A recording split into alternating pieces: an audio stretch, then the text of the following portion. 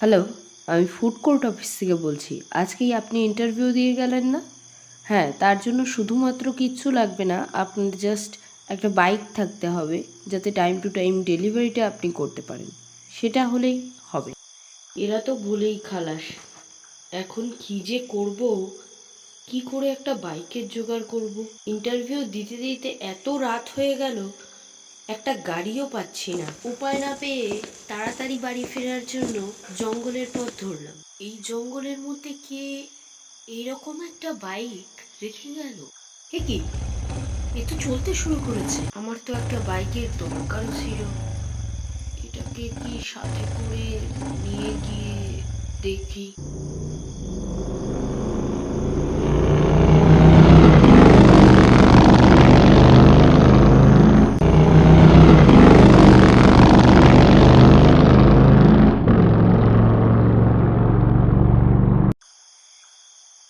আজকের রাতটার জন্য লক করে এখানেই রাখি। এত ক্লান্ত লাগছে, এইবার একটু ঘরে যাই।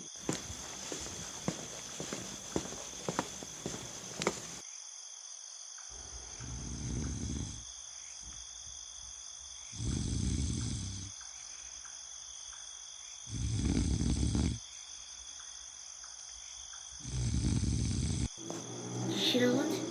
গাড়ি তো লক করে আসলাম, কারেন্টটাও অফ হয়ে গিয়েছে। না, উঠে দেখি একবার। কি, গাড়ি স্টার্ট হলো কি করে? না, গাড়িটা তাহলে বারান্দায় তুলে দিই, তাহলে আর অসুবিধা হবে না। এইবার আর প্রবলেম হবে না মনে হয়। লাইটটা অফ করে দিয়ে শুয়ে পড়ি। গাড়িটা তো রাখলাম পেছনে, আমার সামনে এলো কি করে? কি হচ্ছে এসব? গাড়িটাকে অফ করার জন্য হাত দিতে যাব এমন সময় বাইকটা হাওয়ায় মিলিয়ে গেল। সোমলতা, তুই? আরে এভাবে কাঁদছিস কেন? তুই আমাকে বলবি তো তোর এমন অবস্থা কি করে হলো? তুই একবার বল আমাকে। এখনো চুপ করে আছিস তুই? তুই বরাবরই জানিস যে আমি তোর চোখের জল সহ্য করতে পারি না। জানো আকাশ, কতটা কষ্ট পেয়ে আমাকে মরতে হয়েছে। আচ্ছা সমলতা, তুমি আগে ঘরে চলো। সমলতা দেখ, তুই আমার কলেজ জীবনের বান্ধবী বলে বলছি না, তোর আর আমার মধ্যে একটা সম্পর্ক ছিল, কিন্তু তারপর তুই আমার থেকে আলাদা হয়ে তোর তো একটা বড় নামকরা লেখকের সঙ্গে বিয়ে হয়েছিল। তারপর কি হলো? তুই তো বেশ সুখীও ছিলি আমি যতটুকু শুনেছিলাম, কিন্তু কি হয়েছে এমন? কি আর বলি বলো আকাশ, আমার তো আর বাবা ছিল না। কলেজ চলাকালীন কলেজের থার্ড ইয়ারটাও কমপ্লিট হতে দিল না আমার কাকা। জোর করে ওই লম্পট মহিম দত্তের সাথে আমার বিয়ে দিয়ে দিল। ওই লেখক যে কি দুশ্চরিত্র একটা মানুষ, তুমি কল্পনাও করতে পারবে না। সমলতা, সমলতা, তুমি বুঝতে পারছো না, আমার কাছ থেকে কিছু লুকিও না। তুমি যদি সত্যিটা না বলো, তাহলে আমি ওই লেখক মহিম দত্তকে শাস্তি দেব কি করে? তুমি আমাকে সবটা বলো।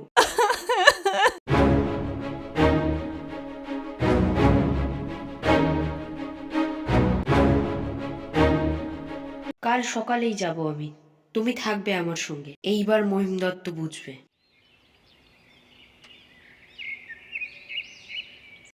এই তাহলে মহিম দত্তের বাড়ি। বাড়িতে কেউ আছেন? কি চাই? আপনার স্যারকে গিয়ে বলুন ওনার লেখার একজন বড় ভক্ত এসেছেন, আর এই কাগজটা ওনার হাতে দেবেন। আমি আপনার কাছে এক বিশেষ দরকারে এসেছি। এই যে শুনুন, এইসবের মানে কি? আপনি একটা কাগজ পাঠিয়েছেন, তার মধ্যে লেখা 60 কোটি।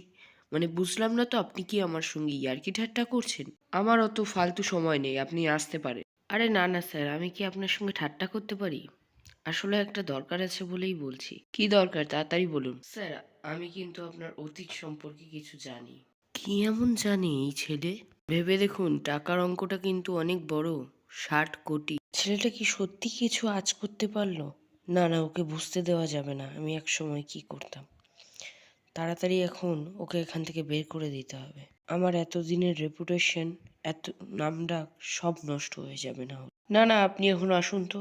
আমার কিচ্ছু লাগবে না, আমার একটা জরুরি কাজ মনে পড়ে গেছে, আপনি এখন আসুন। তাহলে পরে আবার দেখা হবে, এখন চলি। বুঝলি সমলতা, এইভাবে হবে না।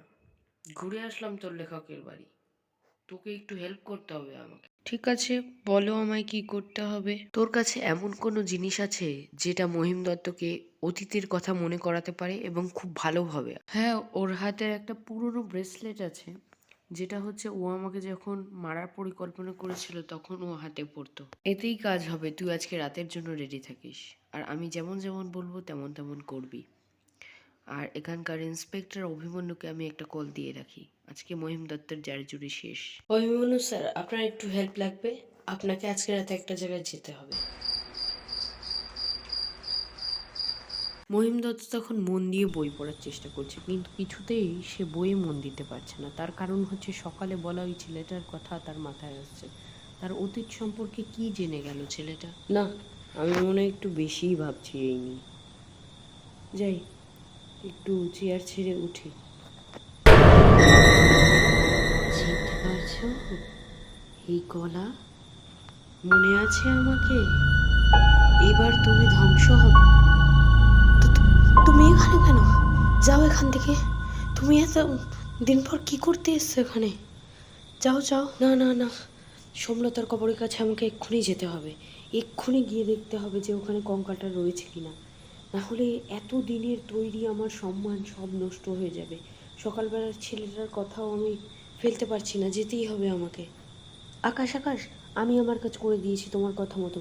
আমি যদি ভুল না হই, আমার কবরের কাছে যাবে, ওখানে ওখানে গিয়ে কিন্তু ও নিশ্চয়ই খুঁড়ে নিশ্চিত হবে ওটাকে। তুমি এই ব্রেসলেটটা হাতে করে নিয়ে যাবে, তাহলেই কিন্তু, নাহলে ওর মতো ঠক লোককে কোনোভাবেই ধরা সম্ভব নয়। তুমি আমার কথা শোনো, এক্ষুনি ওখানে চলে যাও। ওর বাড়ির পেছনেই আছে কবরটা। এই রাস্তা ধরে সোজা চলে যাও, গিয়ে ডান দিকে দেখবে।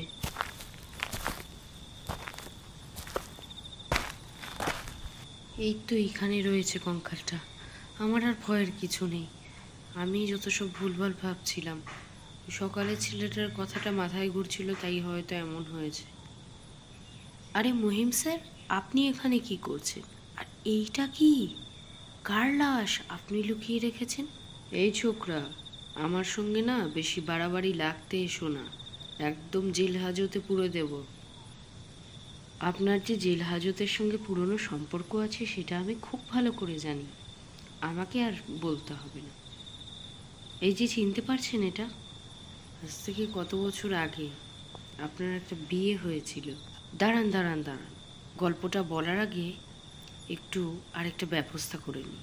অভিমন্যু স্যার, হ্যাঁ চলে আসুন। আরে এই ছোকরা, তুমি আমাকে ভয় দেখাচ্ছ? এখানে পুলিশ কি করবে? আবার পুলিশ ডাকা কিসে? তুমি জানো আমার পুলিশ কত বড় বড় পুলিশের সঙ্গে ওঠা বসা? তুমি কার সঙ্গে খেলা করছো সেটা জানো? লেখক মহিমের সঙ্গে। তুমি ভুলে যেও না। আকাশ, আমাদের আর ধন্ধে রেখো না তো। খুলে বলো তো সত্যিটা, কি হয়েছে? এই লাশটাই বা কার? আর কি করেছেন উনি? পুরোপুরি আমাদের খুলে বলো। এখানে ওনার বাড়ির পেছনে এই লাশ কি করছে? স্যার, আমি গল্প বলতে বলতে আপনি খেয়াল রাখবেন মহিমবাবু যেন পালিয়ে না যেতে পারে। স্যার, তখন আমি কলেজে পড়ি। আমি আর সোমলতা পরিচিত ছিলাম এবং আমরা একে অপরকে ভালোবাসতাম, কিন্তু জন্য সোমলতার বাবা নেই, কাকা ওকে জোর করে এই মহিমবাবুর সাথে বিয়ে দিয়ে দিয়েছিল, এবং মহিমবাবু ওর থেকে বয়সে অনেক বড় ছিল। সোমলতা, এত কেঁদো না, বিয়েটা করেই নাও, তুমি সুখী হবে। বিয়ে হওয়ার পর আমি মনকেই বুঝ দিলাম, যাক সোমলতা ভালো তো আছে। তো সেদিন চাকরি করে যখন ফিরছিলাম একটা বাইক পেয়েছি, এবং বাইকটা খুব ডিস্টার্ব দিচ্ছিল রাতে। হঠাৎ করে দেখি সেটার থেকে সোমলতার আত্মা বেরিয়ে আসে। তো আমি তখন কিছুই বুঝে উঠতে পারলাম না। তারপর সোমলতাকে বারবার বলে বলে জিজ্ঞেস করলাম, ও শুধুই কাঁদছে। তো বিয়ের সময়, সেই সময় এই যে মহিমবাবু লেখক, এত নাম এত প্রতিপত্তি, সবাই এক ডাকে চেনে, তখন এই সব ছিল না। তখন তিনি লেখার জগতে আসেননি, কিন্তু তিনি নারী পাচার দলের সাথে যুক্ত ছিলেন। ধীরে ধীরে মেন মাথা হয়ে উঠলেন তিনি ওইসবের। তারপর এমন নেশা লাগলো তার টাকার, তাই তিনি নিজের বউকেই বেচে দিলেন একজনের কাছে। সেখানে ওই বাচ্চা মেয়েটার উপর অকথ্য অত্যাচার চালানো হতো, সোমলতার উপর। এরপর সোমলতা যেন তেন উপকারে সেখান থেকে পালিয়ে আসে। পালিয়ে আসার পরেও মেয়েটাকে শান্তি দেয়নি এই জন্তু জানোয়ারের মতন মানুষটা। কি লেখক বাবু, ঠিক বলছি তো? আবার ওই একই পেশায় সোমলতাকে ঢোকানোর চেষ্টা করে। ওইখানে না হলে আবারও তাকে বারবার বেচে দেওয়ার চেষ্টা করে। তার উপর আরও অত্যাচার চালানো হয়। কিছু মুখ বুঝে সহ্য করতে না পেরে সোমলতা বাড়ি ছেড়ে বেরিয়ে যায়। তখন সবে সবে লেখকের প্রথম লেখাটা বেরিয়েছে আর একটু একটু নামডাক হচ্ছে হালকা হালকা। সেই সময়ে নিজের নামের যাতে কোনো খারাপ ক্ষতি না হয় তার জন্য ওই যে মেয়েটা রাত্রে বাড়ি থেকে বেরিয়ে গিয়েছে, তার জন্য তার যে গাড়িটা ছিল, বাইকটা ছিল, সেইটা দিয়ে কিন্তু মেয়েটাকে অ্যাক্সিডেন্ট করে মারে। আর মারার পরে তার ওই লাশটা লুকানোর জন্য এইখানে নিয়ে আসে। এই কিছুদিনের মধ্যে হয়েছে যে চাকরের ছেলে ওই বাইকটাকে বের করে নিয়ে চালাচ্ছে। ওই বাইকটার ভিতরে এই ভৌতিক প্রাণ সঞ্চার হয়েছে, সোমলতার আত্মা ওই বাইকটার ভিতর ঢুকেছিল। তা বাইকটা এখন কোথায় আকাশ? ওটা তো তুমি চালাতে পারবে না, তোমাকে তো ওটা আমাদের হাতে হ্যান্ড ওভার করতে হবে। বাইকটা আমার কাছেই আছে অভিমন্যু স্যার, আপনি দেখতে পারেন, আমার বারান্দায় রয়েছে, শুধু বাইকটাই রয়েছে। এখন আর ওর মধ্যে আত্মার আপনি পাবেন না, সোমলতা বেরিয়ে গিয়েছে। আর অভিমন্যু স্যার একটাই কথা, কে একদম ছাড়বেন না, আর তার যেন কোনো রকমভাবে একটু শাস্তি না কমে সেইটাই চেষ্টা করবেন, তবে আমার সোমলতার আত্মা শান্তি পাবে। আজ ওটার জন্যই ও ঘুরছিল, ওকে আমি ন্যায় দিতে পেরেছি, এর থেকে খুশি আমার কিছু নেই। ওখানে দাঁড়িয়ে দাঁড়িয়েই হঠাৎ করে আমি দেখতে পেলাম আমার সামনে দিয়ে দূর থেকে সোমলতার আত্মা হাওয়ায় মিলিয়ে গেল। ন্যায় পেয়ে আজ শান্তি পেয়েছে মেয়েটা। তোর আর আমার বন্ধুত্বটা রয়েই গেল সোমলতা।